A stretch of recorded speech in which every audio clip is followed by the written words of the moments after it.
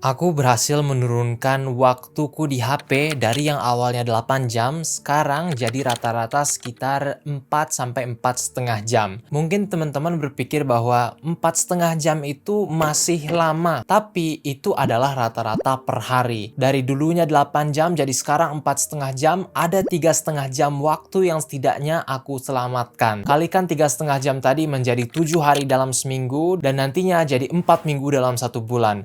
Bayangkan berapa banyaknya waktu yang sekarang kita punya untuk melakukan hal-hal yang lebih berguna dan juga lebih bermakna dan juga membuat kita lebih bahagia. Pada video kali ini aku akan membagikan caraku untuk mengurangi kecanduan terhadap HP atau media sosial, dan tentunya aku sendiri masih pengguna HP dan media sosial meskipun aku tetap juga nggak bisa menang pertarungan lawan ini, tapi yang bisa aku katakan adalah aku sekarang punya kontrol lebih baik. Jadi pada video kali ini bukan tentang bagaimana kita bisa mengalahkan peperangan dengan HP atau media sosial yang memang sangat sulit, tapi aku akan ngebahas gimana caranya supaya kita bisa pelan-pelan ngambil kontrol. Jadinya kita nggak dikontrol sama alat-alat ini, tapi kita tahu kapan kita bisa mundur, kapan kita oke untuk menggunakannya, supaya kita nggak berakhir di penghujung hari di mana kita merasa menyesal dan merasa 24 jam kita itu terbuang sia-sia. Cara yang pertama adalah untuk matikan autoplay. Di YouTube atau di Netflix itu biasanya ada fitur autoplay yang akan memutar video atau episode selanjutnya tanpa kita harus ngapa-ngapain. Pastikan fitur ini dimatikan dulu. Sangat penting bagi kita untuk mematikan fitur ini karena kita pengen kalau misalnya kita lanjut nonton sesuatu itu karena keputusan aktif kita. Kita nggak mau kayak disuapin aja apapun yang mau disuapin oleh algoritma, karena memang algoritma ini sangat-sangat baik, sangat cerdas, sangat pintar. Kecerdasan buatan tahu mana yang kira-kira akan membuat kita nonton lebih lama lagi, yang akan membuat kita beneran terpaku terhadap media sosial atau tontonan apapun yang ada di depan kita pada saat itu. Untuk mengurangi potensi mereka untuk melakukan ini, jangan lupa untuk matikan autoplay supaya ketika kita mau nonton video berikutnya, kita dengan sadar dan dengan aktif milih kita mau nonton video ini, supaya kita juga tahu kira-kira kalau misalnya suatu video berdurasi 30 menit, kita beneran oke untuk mengalokasikan waktu kita untuk itu, enggak nonton sembarangan aja terus tahu-tahu nanti kita merasa menyesal karena 1 jam 2 jam kita yang tadinya direncanakan untuk melakukan hal lain itu udah keburu melayang. Kalau aku sendiri kayaknya dari sananya emang udah nggak begitu suka dengan fitur autoplay, jadinya aku dari dulu emang udah nggak pakai autoplay dan aku rasa ini impact-nya sangat-sangat bagus buatku. Salah satu hal yang mungkin juga membuat kita agak terpaku sama HP itu adalah karena emang terlalu banyak hal yang kita gunakan di situ. Salah satu solusi untuk ini adalah untuk menggunakan aplikasi yang bisa manage semua kegiatan atau semua aplikasi kita all in one. Nah, disinilah Notion datang untuk mengatasi hal tersebut. Aku sendiri udah pakai Notion selama 3 tahun terakhir. Sejak aku pertama kali bertemu dengannya, aku udah punya banyak video yang ngebahas gimana cara pakai Notion. Aku pakainya untuk berbagai macam hal, untuk bikin to-do list, untuk bikin daftar tontonanku, bacaanku, untuk bikin dokumen yang nanti bisa aku share kepada teman-temanku supaya semuanya bekerja di halaman itu, untuk bikin catatan sekolah, untuk numpahin ide video YouTube, untuk berkomunikasi dengan tim, untuk bikin evaluasi tahunan, journaling, dan semacamnya, itu bisa dilakukan di Notion. Aku sering bilang Notion ini adalah semacam gado-gado dari berbagai macam aplikasi produktivitas, dan salah satu hal yang aku suka adalah juga karena Notion ini bisa dikustomisasi, dipercantik, ditambahin emoji, ditambahin desain ini, desain itu. Teman-teman bisa cari di Google, banyak banget variasinya. Terima kasih Notion karena sudah mendukung video ini.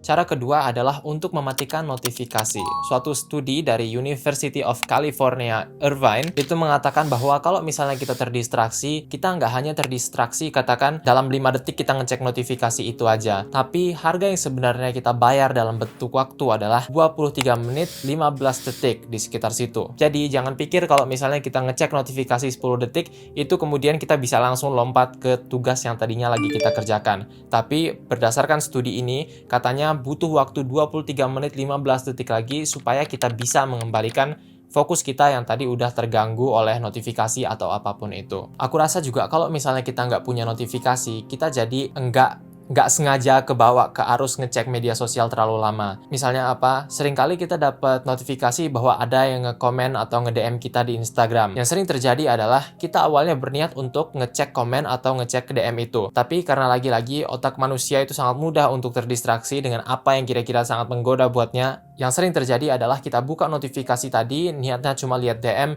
pada akhirnya ngeliatin 15 detik kali ratusan story orang yang kita follow. Dan ini juga kayak kita nggak sadar sama sekali, rasanya emang udah kayak natural dan juga otomatis aja kita melakukan itu. Kalau dari aku sendiri, saat ini notifikasi yang aku punya itu cuma untuk chat-chat penting, kayak misalnya dari WhatsApp, dari Line, karena aku tahu biasanya orang-orang yang ada di aplikasi ini adalah orang-orang yang pengen aku memang ngomong sama mereka, tapi di saat yang bersamaan aku juga matikan notifikasi dari grup chat. Jadi kalau ada grup chat yang bukan dari tugas atau dari apapun itu, seringkali di situ isinya cuma promosian orang aja atau isinya kayak percakapan yang kita nggak dilibatkan di sana. Kalau misalnya kayak gitu, biasanya aku nge-mute grup chatnya. Kapan emang aku harus ngecek, aku tetap bisa ngecek, cuma dia nggak menuhin notifikasi dan membuatku terdistraksi dan nanti tertarik untuk melakukan hal-hal apapun yang menggoda. Kemudian gunakan time limit aplikasi. Jadi sekarang kebanyakan HP itu sudah dilengkapi dengan fitur time limit di mana kita bisa setting misalnya buat Instagram hari ini cuma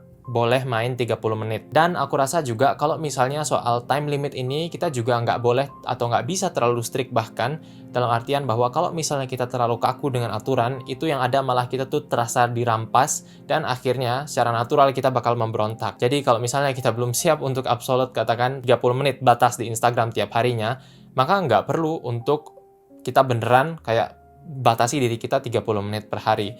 Yang bisa kita lakukan adalah tetap nyalain time limit itu, jadi nanti di 30 menit aplikasi udah tertutup, dia langsung logonya berubah jadi terang menjadi gelap, dan nantinya kalau misalnya kita mau buka lagi, kita bisa buka, tapi kita harus pencet tombol bypass time limit tadi. Jadi kita diperingati bahwa kita sudah menyentuh time limit, dan kalau misalnya kita mau tembus, itu kita memutuskan di situ bahwa kita emang pengen menembus time limit tadi. Dengan ini, kembali lagi kita jadi aktif memutuskan untuk diri kita sendiri dan nggak hanya kayak ditarik-tarik dan sama media sosialnya untuk membuat suatu keputusan. Aku sendiri juga memasang time limit untuk hampir semua media sosialku, dan meskipun aku sering membypass atau melewati waktu yang tadi dibataskan, karena pada akhirnya aku nggak begitu merasa dirampas, jadi aku lebih gampang untuk menjaga habitsnya dalam waktu yang lebih lama, dan yang terpenting juga aku jadi aktif, aku membuat keputusan saat aku memutuskan untuk perpanjang suatu limit menjadi 15 menit lagi dan semacamnya. Dengan ini pada akhirnya meskipun kita masih agak bypass limit tadi, itu total kita dalam media sosialnya bakal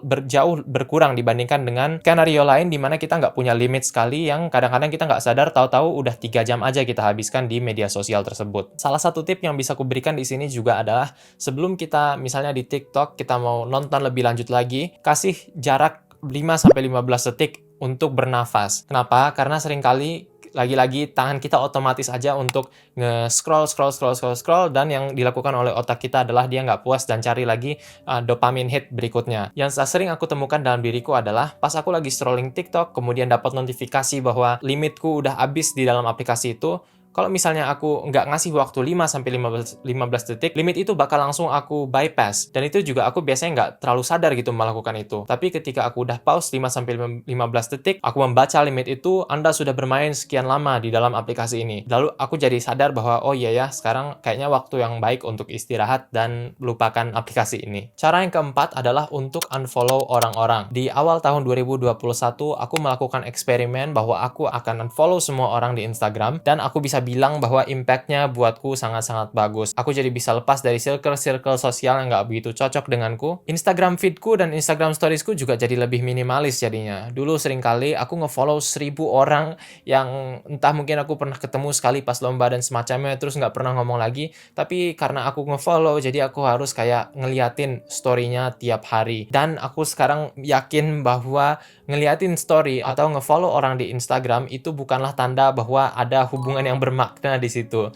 Jadi sekarang aku lebih mending aku nggak follow orangnya di media sosial, tapi aku masih sering untuk kontakan di Line atau di WhatsApp, atau pas ketemu jadi lebih banyak ceritanya. Seringkali kita tuh kayak nge-follow bukan karena ada alasan tertentu gitu, tapi karena itu aja yang rasanya tuh diterima di lingkungan sosial, dimana kalau kita nggak follow berarti artinya kita sombong dan semacamnya. Dulu bahkan ada orang yang sempat marah-marah ke aku dan mengatakanku kayak aku diskriminasi karena unfollow ini dan itu. Nah, mungkin hal kayak gini juga bakal sangat gampang terjadi ke teman-teman semua. Aku kalau misalnya unfollow orang, punya alasan yang cukup masuk akal karena ini yang banyak dilakukan oleh orang yang punya profil publik, dimana kadang orang tuh suka nge-stalking, dan kalau misalnya kita nge-follow si A, terus orang lihat orang yang tadi itu yang mau privat itu jadi bisa di-stalk orang. Aku punya alasan itu sebagai public figure, jadi aku aman di sini.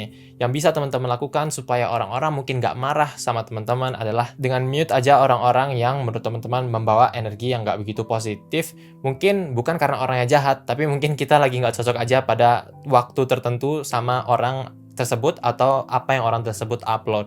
Bahkan kalau itu juga termasuk diriku. Dulu pas aku follow ribuan orang, itu berapa banyak waktu yang aku habiskan per hari hanya untuk ngelihat orang story-nya lagi di tongkrongan, atau ngelihat kayak sekolah-sekolah tetangga itu prestasinya apa aja, kegiatannya apa aja.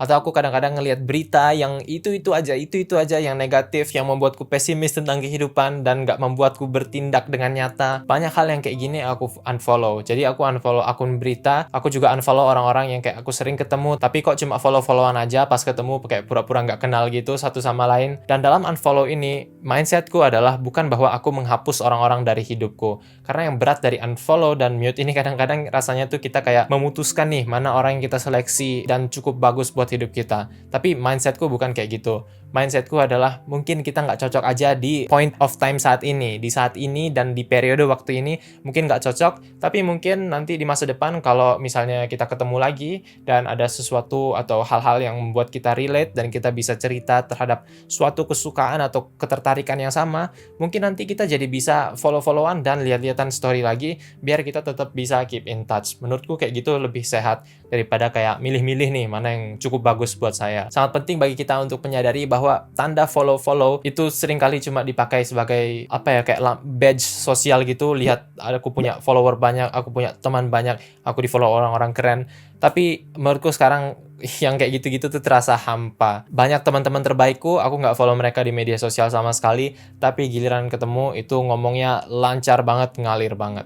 Caraku yang kelima adalah aturan tanpa HP 1 jam sebelum tidur dan 1 jam setelah kita bangun. Ini adalah sesuatu yang aku sekarang baru terapkan sebenarnya beberapa bulan ini, dan aku rasa itu sangat-sangat membantuku dalam menjaga waktuku bermain di HP tetap rendah. Nggak hanya itu, ini juga membantuku untuk tidur jauh lebih baik, energiku lebih konsisten sepanjang hari, dan banyak kerjaan-kerjaanku yang biasanya aku sulit kerjakan atau aku tunda-tunda jadi beres, karena di 1 jam pertama dari hari itu, aku kayak mengerjakan tugas itu daripada aku kayak ngebuka Twitter atau berita terbaru dan tahu-tahu tanpa sadar aku udah harus pergi ke kampus tanpa menyelesaikan apa-apa. Kalau caraku adalah aku sekarang punya alarm tidur, dimana aku sebenarnya nggak punya alarm yang bunyi teng neng neng neng gitu bahwa aku harus kayak tidur di situ. Tapi aku tahu bahwa di setiap jam 21.30 malam itu waktunya aku matiin semua elektronik dan bergegas untuk tidur. Pas waktu bergegas ini aku bisa melakukan apapun itu yang nggak melibatkan elektronik.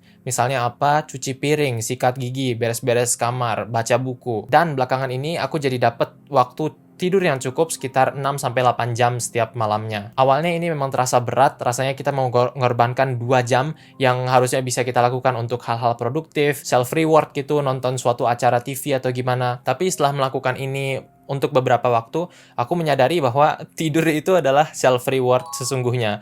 Dan besoknya moodku jauh lebih baik, dan gak hanya di hari itu aja, tapi juga di hari-hari berikutnya. Jadi yang bisa teman-teman lakukan adalah untuk stop gunakan elektronik 1 jam sebelum jam tidur yang kita tentukan. Kemudian di pagi hari pas baru kita bangun, jangan cek HP atau notifikasi dulu, taruh dulu, kerjakan suatu hal lainnya, misalnya ada PR atau suatu hal yang biasanya kita tunda-tunda di 1 jam pertama itu, dan nanti setelahnya kita bisa cek HP lagi. Cara yang keenam ini lebih ke perubahan mindset daripada ke hal yang harus dilakukan. Jadi perubahan mindsetku yang membuatku agak kurang main di HP itu adalah fokus menambahkan daripada fokus mengurangkan. Artinya apa? Menambahkan itu dalam artian bahwa kita tambah aktivitas-aktivitas lain di hidup kita yang lebih sehat, misalnya olahraga, misalnya berkegiatan di kampus, cari part-time job, pergi hangout, sosialisasi sama teman-teman, cerita dan semacamnya. Dengan kita fokus ke menambahkan aktivitas-aktivitas seperti ini, dengan otomatis waktu kita di HP itu bakal berkurang. Sebenarnya pas aku mengurangi waktu bermainku di HP dari 8 sampai 4 jam, itu aku nggak sadar sama sekali. Itu bukan sesuatu hal yang oke, ini aku harus effort untuk melakukan ini. Dan itu karena aku udah punya hal-hal lain di hidupku yang membuatku lebih terasa energized, yang membuatku moodku terasa lebih senang dan bersemangat.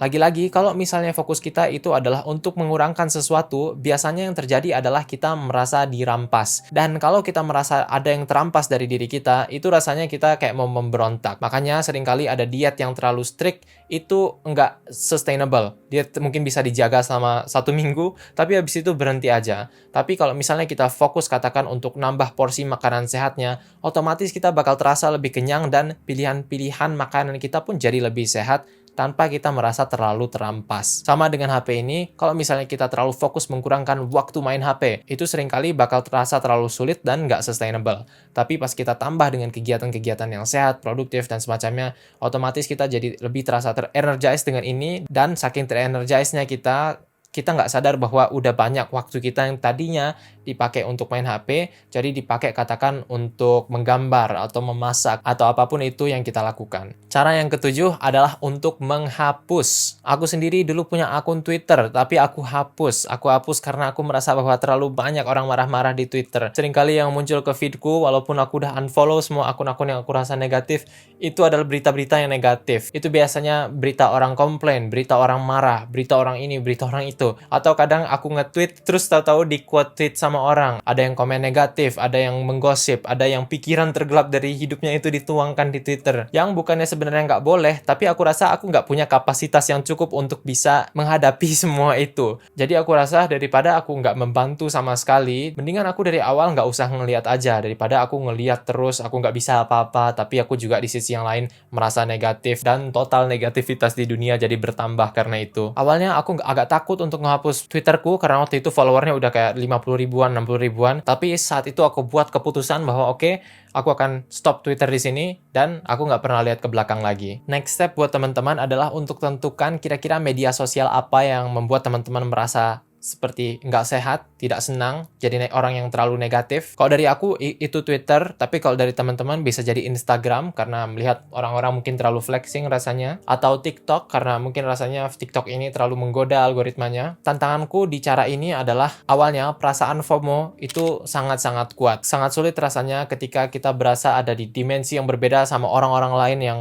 semuanya bercakap-cakap di media sosial tertentu. Tapi yang aku sadari adalah sekarang, kalau misalnya beritanya cukup penting, dan kalau misalnya beritanya ada di kapasitasku untuk melakukan sesuatu, itu pada akhirnya bakal nyampe ke aku. Entah dari pengumuman di grup keluarga, entah ada teman kita di kampus yang ngomongin tentang itu. Pada akhirnya hal-hal yang terpenting dia bakal terseleksi dan terfilter sendiri untuk masuk ke hidup kita. Contohnya, pas ada gempa Cianjur kemarin, meskipun katakan aku nggak cek berita atau aku nggak cek Twitter, pada akhirnya karena ini berita yang cukup penting, dunia ini bakal ada aja cara untuk menyampaikan berita itu ke kita. Jadi jangan takut juga soal itu. Terima kasih teman-teman karena sudah menonton video ini. Aku pernah eksperimen 30 hari tanpa Instagram. Untuk melihat hasilnya gimana, cek video di sini. Komen di bawah tantangan terbesar teman-teman yang berkaitan dengan media sosial dan penggunaan HP. Terima kasih, sampai jumpa pada video berikutnya.